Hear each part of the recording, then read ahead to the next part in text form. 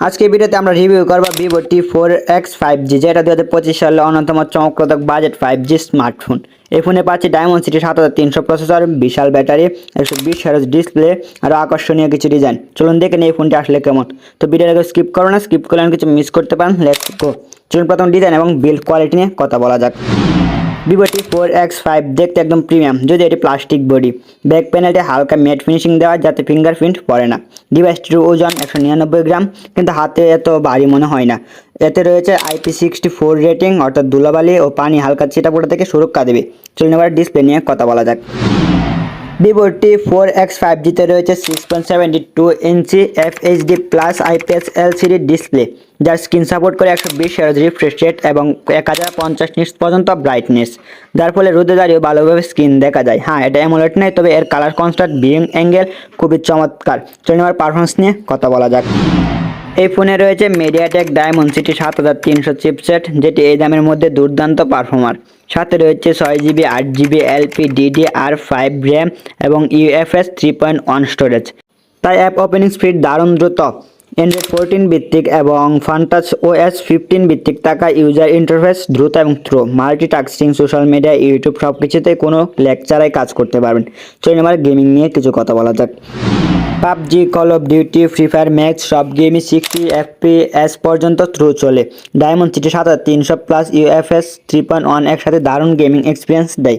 তাপমাত্রা নিয়ন্ত্রণ ভালো, দীর্ঘ সময় গেম খেলে গরম হয় না খুব একটা। চলেন এবার ক্যামেরা নিয়ে কথা বলা যাক। Rear camera 50 megapixel primary plus 2 megapixel tap sensor. Day টাইমের ছবি খুব শার্প এবং ডিটেলস সহ আসে।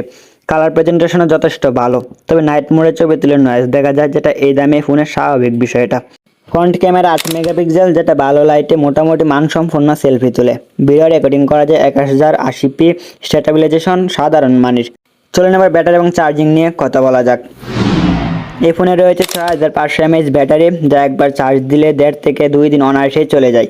স্ক্রিন টাইম প্রায় 14 থেকে 15 ঘন্টা পর্যন্ত পাওয়া গেছে ব্যবহারকারীর কাছ থেকে। এতে রয়েছে 44 ওয়াটের ফাস্ট চার্জিং এবং 0 থেকে 50% যেতে সময় লাগে মাত্র 40 মিনিট। ব্যাটারি প্লাস চার্জিং দুটোই দারুণ প্যাকেজ। চলেন এবার আদার্স ফিচার নিয়ে কথা বলা যাক।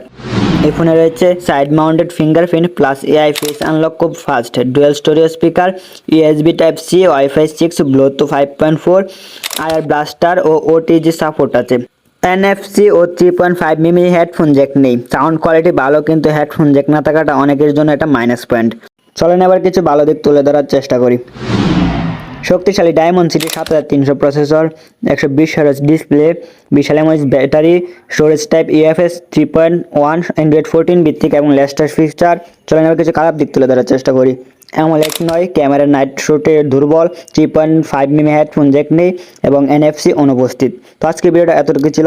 যাদের কাছে একটু ভালো লাগে থাকে চ্যানেলটাকে সাবস্ক্রাইব করে বেল আইকন অন করে দেবেন। নতুন নতুন টেক রিভিউ পেতে আমার চ্যানেলের সাথে থাকবেন। ধন্যবাদ।